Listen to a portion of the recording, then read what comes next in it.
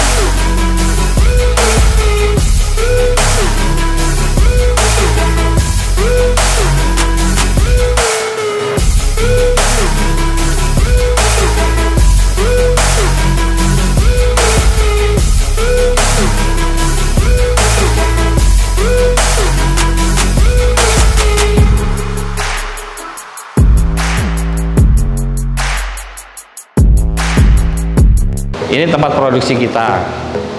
Sekarang karyawan semenjak COVID lah ya, kita bagi shift. Jadi nggak berangkat semuanya, soalnya total 15-an lah. Jadi ada sebagian 5 di sini, di dalam 2. Jadi supaya berbagi lah, karena ruangannya juga sempit. Ini khusus ruang produksi. Untuk ruang pencetakan di sini, untuk ruang penggorengan di sana. Nah, hari ini kita lagi bikin pempek kates. Semua harus ada ini, jadi saya ngontrol suhu ruangan sel 35, kalau kulkas di dalamnya minus 22. Semua harus ada ini. Teman-teman tadi kan lihat video proses tahapan demi tahapan yang disampaikan sama pemilik pempek Dapur Makcik. Luar biasa, saya datang ke sini dengan bangga dan salut. Begitu tertibnya, punya aturan-aturan bagaimana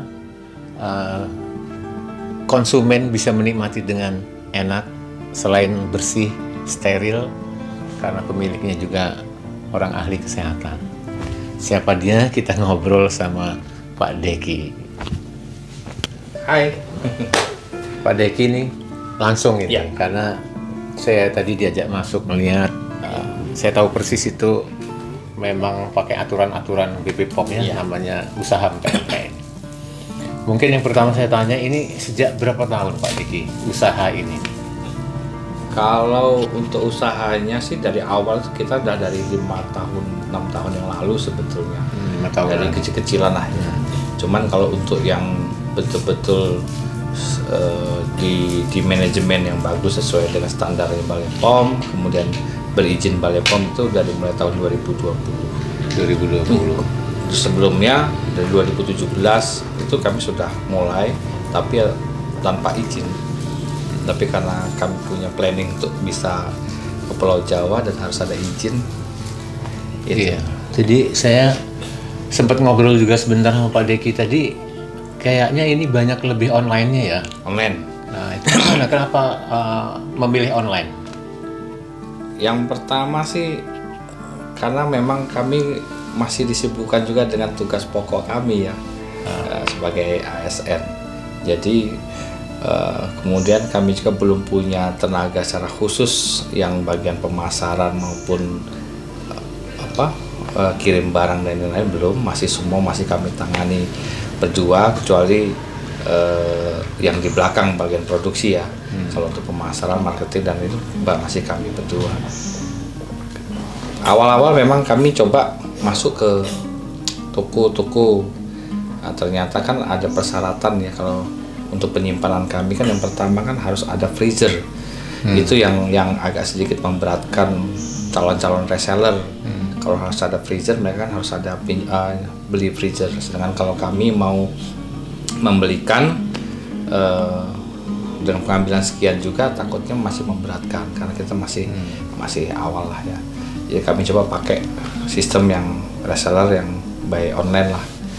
Jadi ada reseller kami, tapi emang yang di sana di Jabodetabek, di Surabaya, di Bali itu semua reseller kami memang wajib dia punya penyimpanan freezer, wajib, itu syarat pertama kalau untuk jadi reseller. Jadi yang bagian yang punya toko, punya tempat itu justru mereka. Kalau kami malah nggak ada buka cabang sana-sana, belum. Kemudian memang kami menyasarnya, memang target pasar kami sementara ini bukan bukan buy toko gitu. Misalnya salah satu mall itu belum, enggak. Target kami justru memang yang orang yang mager, males jalan, kemudian bisa order by telepon. Nah, itu yang target sasaran kami. Jadi kami sudah ada berapa cabang ya sampai di Makassar. Yang penting satu, kami nggak menggunakan jasa ekspedisi yang seperti halnya pengiriman barang, karena kami pernah nyoba, ternyata justru sampai sana basi karena lama di jalan. Jadi kami justru pakai jasa-jasa yang cepet lah, misalnya bus atau kargo itu yang kita pakai. Jadi kalau dia nggak ada jalur itu yang agak sulitnya di situ. Kelemahan kami masih di situ. Contoh misalnya di daerah di pedalaman sebetulnya dia ada jasa ekspedisi bisa masuk ke dalam, tapi kami nggak pakai. Kami pernah ngirim ke Tangerang itu aja, ke Serang atau ke Tangerang itu ternyata barang kan harus dikirim dulu dari sini ke Jakarta baru balik lagi dia ke Tangerang dan ke Serang ya, sehingga sampai sana tuh justru seminggu lebih. Akhirnya barangnya itu basi. Dan dulu memang sistem pengemasan kami belum sebesar ini. Kalau dulu kan masih pakai vakum yang manual satu-satu itu, jadi tingkat kekuatan juga masih belum. Tapi artinya kami memang masih pakai metode kita sistem pemasaran by online.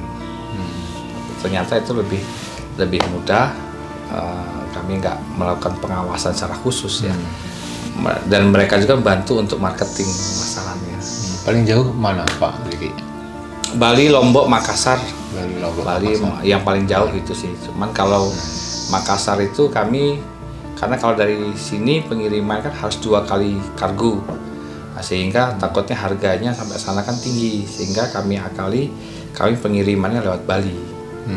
Kalau dari sini kan ada bus, dia terjangkau biayanya, dari Bali ke sana baru dia kargo. Begitupun yang ke Semarang. Semarang itu kami ngirimnya nggak langsung ke Semarang, karena mobilnya dari sini itu kan jarang yang langsung ke Semarang semenjak ada jalan tol ya, dia ke Surabaya dulu. Sehingga kami ngirimnya kalau nggak ke reseller kami yang Surabaya atau reseller kami yang di Bali. Ya harganya sama sih. Itu setiap hari produksi kemudian pengiriman, gimana teknisnya? Kalau untuk produksi hampir tiap hari. Selama dia di barang itu, di penyimpanan itu kosong, karena ada bagian tukang catat mana yang kosong mana yang keluar. Nah itu dia langsung buat besoknya, karena kami buat hari ini kan baru bisa dikirim 3 hari kemudian, nggak langsung. Jadi kami menjaga jangan sampai ada kekosongan. Nah kalau pengiriman, karena kami juga terkendala ASN ya, sehingga kalau pengiriman ke reseller itu kami sudah ada hari-harinya tertentu. Selasa, Kamis, Sabtu itu kami pengiriman. Biasanya kan kecuali kalau yang Bali pun sama nunggu bus ya, karena kalau ke Bandar Lampung kan kami harus nunggu barangnya harus sama lah, misalnya ke Gambir sama ke Bekasi, jadi ngangkutnya kan bareng dengan antar. Kita juga ada di Natal juga, Bekasi, Gambir. Gambir itu daerah mana, Depok ya, dari Gambir. Itu hari yang sudah ditentukan itu tadi bukan karena pesanan mereka, tapi memang sudah kami yang ngatur jadwalnya. kami. Jadi kalau misalnya itu kelemahan kita, karena kan kita ngirimnya kan kalau ke Jabodetabek kan kami pakai Damri Pak, pakai Damri. Jadi kami pun harus ke Bandar Lampung. Kalau hanya ngirim satu reseller, walaupun dia belanjanya minimal misalnya 1,5 juta, udah kepotong ongkos segala macam kan banyak. Tapi kalau ada barengannya lah, kami ngirim sekaligus 3 reseller, nah itu agak sedikit berkurang kan jasa pengiriman untuk beli BBM di perjalanan dan lain-lain gitu. Kalau pakai Damri, kalau yang dari Bali kan cukup dari sini aja, mobilnya nunggu pinggir jalan ya, dari Gaya Baru. Pak Diki, itu berapa banyak macam itu jenisnya pempek itu? Kayaknya tadi saya lihat di belakang banyak. Kalau pempeknya ada 10 ya. 10 jenisnya. 10 atau 11 saya lupa. Ada tekwan, ada. Ya, ada tekwan, ada pempek cireng. Cireng juga ada. Kemudian semua jenis pempek adalah termasuk kulit. Dulu ada juga pempek sosis, cuma sekarang nggak kita produksi lagi. Kalau boleh tahu latar belakangnya kenapa milih pempek? Yang pertama, saya orang Palembang. Bapak saya orang asli Palembang. Ibu saya dari Lampung. Kemudian saya ada ilmu dari turunan-turunan lah ya, turunan moyang. Yang cuman belum diterapin selama ini kan masih agak ragu. Nah, akhirnya ya ada belajar-belajar. Tapi ternyata begitu kita masuk di kuliner ini asik Pak. Asik dan penuh tantangan. Jadi banyak belajar terus bagaimana marketing, terutama marketing lah ya. Kalau bikin produksi sudah inilah, kita sudah autopilot ya. Jadi istri sudah langsung bikin bumbu-bumbunya, sudah dikemas-kemasin dengan misalnya ini satu kemas ini untuk sekian kilo ikan, sekian kilo, udah tahu ada orang satu khusus tenaga. Udah autopilot lah, jadi nggak ngadu-ngadu, udah pakai mesin. Tapi belajar terus kan di pikirannya bagaimana marketing yang lebarin sayap itu yang masih terus belajar lah. Dari mungkin yang jelas sudah banyak pengiriman. Pernah nggak kira-kira ada yang ngirim, ada yang minta dikirim mungkin artis atau mungkin pejabat atau semacam itulah kira-kira? Kalau pejabat pernah Pak. 2 kali dia di Mahkamah Agung. Hakim ya di Mahkamah Agung untuk acara hajatan industri pempek kates itu pesan banyak. Tapi saya pun nggak tahu orang yang mana karena saya cuman yang langsung kirim aja. Pernah waktu itu Pak. 2 kali itu acara hajatan, pesannya banyak juga tuh, ada 3 jutaan lah pesan sekali teman tuh hajatan. Tapi dia minta yang khusus kates, semua kates, nggak ada yang ini, nggak ada yang pempek lain. Jadi pada saat online gitu nggak ada niat juga untuk buka warung di depan rumah gitu, nggak ada ya? Kalau udah kasihkan dengan online, kemudian luar biasa hasilnya di online ya. Yang jelas waktunya Pak, waktunya sulit, sempit ya. Sempit. Sebetulnya tadinya pengen juga buka di Sri Bawono, kedai-kedai kecil di lapangan itu, lagi kita pelajarin lah. Tapi untuk di rumah sebetulnya kita buka juga, kita nyiapin kulkas satu di ruang praktek itu untuk orang yang mau beli secara dikit-dikit lah. Yang repotnya sih kami kan kalau mau jual buka toko kan berarti harus siap goreng. Sedangkan kami selama ini kan nggak melayani yang makan di tempat lah ya, nggak melayani itu. Jadi sebetulnya banyak tawaran Pak di Jogja itu, bahkan produk kami itu mau diambil tapi nggak pakai nggak pakai merek. Jadi mau dikemasi dia, kami masih pelajari ya. Untung ruginya, nyalahi aturan atau enggak. Kan kalau secara aturan kan sebetulnya ya nggak tahu lah, makanya lagi konsul terus ke Balai POM, kira-kira boleh apa enggak. Ada tawaran dari beberapa tempat itu, mau bahasnya repacking ya. Jadi dari kita kirim aja plastik kiloan, nanti mereka yang ngemasin pakai merek punya dia gitu. Itu yang lagi kita pelajari, untung rugi ya. Teman-teman saya tadi udah bilang begitu bangganya saya masuk bisa ngelihat suasananya yang ada disampaikan ke Pak Diki tadi, bersih, steril. Memang itu Pak Diki ya, BP POM itu memang sudah pengaturannya standarnya seperti itu. Termasuk alurnya ruangan itu udah standarnya Balai POM. Sebetulnya dari Balai POM juga nggak harus kita tuh buat sebesar ini Pak. Cuman karena ya kebetulan kami punya tekad yang sama dengan istri, udahlah kepalang tanggung gitu. Sekalian sama-sama bangun, udahlah sekalian aja lah. Kalau toh nanti berhenti ya nggak tahu itu apa, yang penting sekalian aja gitu, buat yang agak gede sekalian daripada nanti nambah malah bentuk bangunannya kan nggak bagus, ya akhirnya langsung sekaligus besar. Sebenarnya bisa dia ada standar yang untuk ukuran kecilnya ada, tapi tetap dia skemanya begitu Pak, ruang penyimpanan bahan sendiri, ruangannya sendiri. Kalau boleh tahu Pak Deki, aset mungkin ya, omset mungkin ya, terkait dengan sehari itu habis ngeluarin berapa modal itu untuk omset ya? Omset. Kalau untuk harian sih saya belum nggak serapa ini ya, cuman saya ngitungin per bulan Pak. Bulan ya kurang lebih ya 20-an juta lah. Per bulan ya 20-an juta, belum banyak, 20-an juta. Bisa jadi lebih kalau mendekati Lebaran tuh ya bisa sampai banyak pesanan. Saya kalau puasa itu mendekati Lebaran tuh Pak, untuk pesanan Lebaran aja pernah satu ikannya 1,5 kintal Pak. Untuk ikannya aja. 1,5 kintal tuh untuk ikannya. Saya nggak ngitung lagi tuh jadi, karena kalau paket Lebaran kan dia kiloan. Jadi kemasannya bukan kemasan kecil lagi, kami udah nggak layan kemasan kecil ya, kemasan kiloan semua, sekilo gitu. Itu 1,5 kilo, bisa tembus lah kalau pas Lebaran. Nah, supaya nggak penasaran Pak Budiul, kita coba ya. Ini produksi dari belakang, soal rasa ya nggak bisa bohong lah.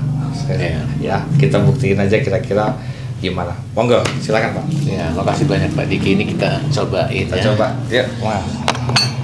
Yang apa dulu nih? Ini ada yang jadi favorit yang mana? Macam-macam Pak, sesuai selera. Tapi kalau lebih favorit apa PPKTes? PPKTes juga banyak orang dari Jakarta, wilayah-wilayah Pak. Kalau Jakarta dia lebih banyak suka yang kates. Jakarta. Ini teman-teman, ini PPKTes made in Dapur Makci. Teman-teman terus ikuti video saya ini, luar biasa ini, UMKM untuk dibela, UMKM untuk dibeli. Itu cireng. Oh, ini bumbu cireng. Ya. Ini cuka ya. Ya. Usaha empek-empek. Iya. Ya.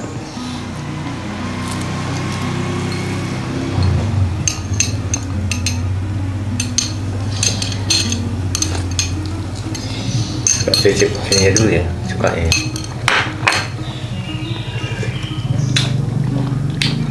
Bener kata orang ya, artinya cuka itu juga bisa menutup rasa yang lain. Semua rasa. Makanya di Bali Academy Premium nggak mau Pak, karena cukanya sama. Rasa ini juga bisa rasa cinta sama cewek, sama ini ya. Iya. Suka ya. Bisa jadi. Rasa kangen sama cewek gitu ya. Pokoknya maknyus lah. Maknyus. Aduh.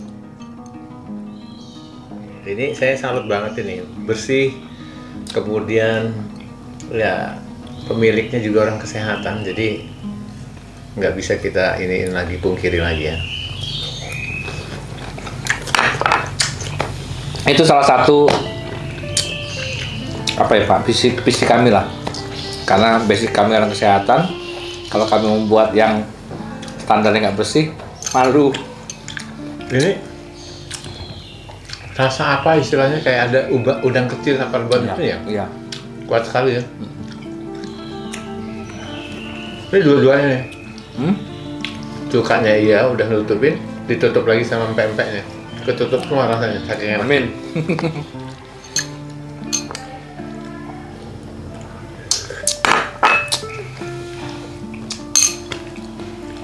Cireng, cobain cireng. Oh, enak banget. Gulanya dari Palembang Pak. Ini ya, tapi bukan gula aren. Gula aren. Gula aren Dari Palembang. Saya pesen triple. Jadi 50 kilo sekintal.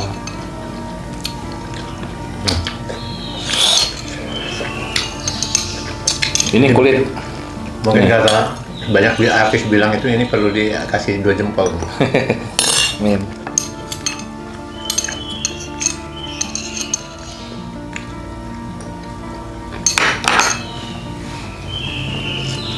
Ini kami lagi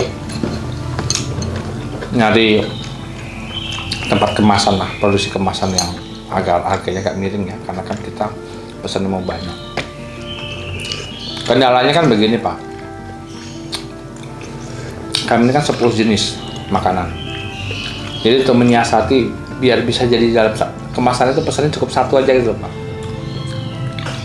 Karena kalau satu produk pesan sendiri kemasan, lenjer pesan lagi kemasan, mau berapa ratus juta Pak, gitu kan. Dan kita masuk UMKM kan, jadi pengen menyiasati ya, mau lenjer itulah plastiknya, mungkin tinggal di checklist atau apa, itu kita lagi konsultasi dengan Balai POM. Pak Diki, mungkin ada obrolan yang masih saya penasaran deh. Kenapa namanya nama Dapur Makci? Ada filosofinya, itu ada sejarahnya Pak.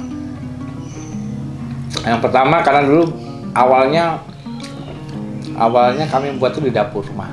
Oh, Dapur rumah tangga. dapur rumah sendiri lah. Dapur rumah sendiri. Nah kemudian makci itu karena memang panggilan kami di keluarga, saya sama istri. Oh. Istri saya dipanggil makci, sama ponakan-ponakan saya dipanggil pakci. Oh. Jadi emang itulah.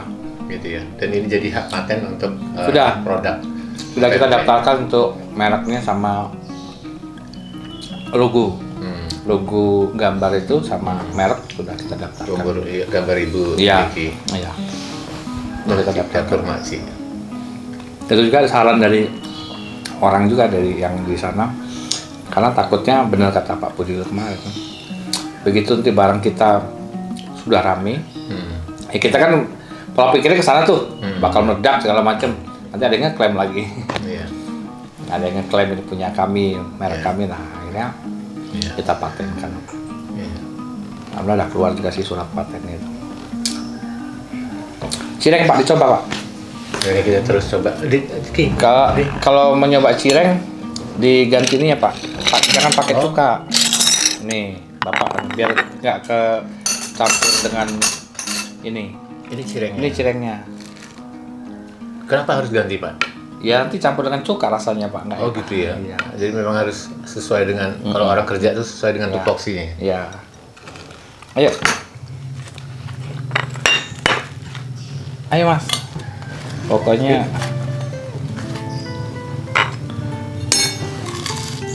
kalau campur-campur kan nggak enak nanti. Ada rasa nggak bisa bedain mana rasa cireng mana rasa ini.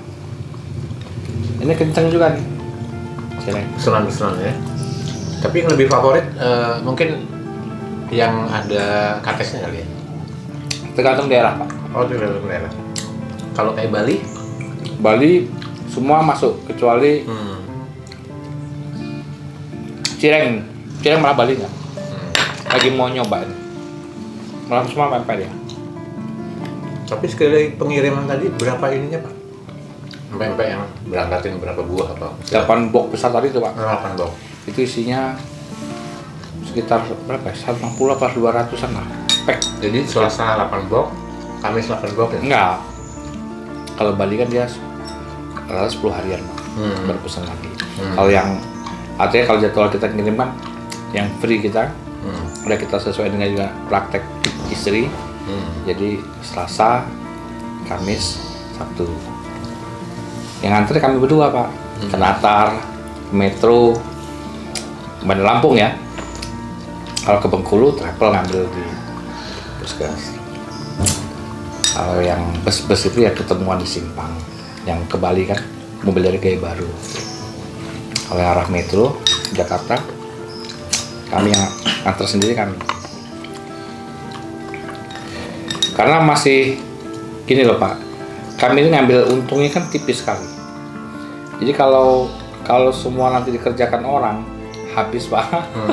Jadi masih ngerintis, Kita belum berani ngambil keuntungan yang besar. Iya. Bahkan jasa apa ya, cost untuk promosi, cost untuk itu belum kami masukkan, masih nipis sekali, mungkin malah lebih besarannya resellernya daripada kami. Jadi nganternya masih kami, bukannya kami nggak mau pakai jasa orang lain, tapi justru kita menghitung ini. Iya, menghitung itu. Kecuali kalau nanti sudah agak berkembang, baru bisa kita lagi sambil melajari pasar lah, Pak. Ya. Terima kasih teman-teman sudah nonton video saya. Yang kita begitu banyak ngobrol tadi sama pemilik Dapur Makcik. Saya juga udah ikut merasakan begitu enaknya pempek Dapur Makcik. UMKM kuat, bangsa berdaulat. UMKM untuk dibela, UMKM untuk dibeli. Assalamualaikum warahmatullahi wabarakatuh.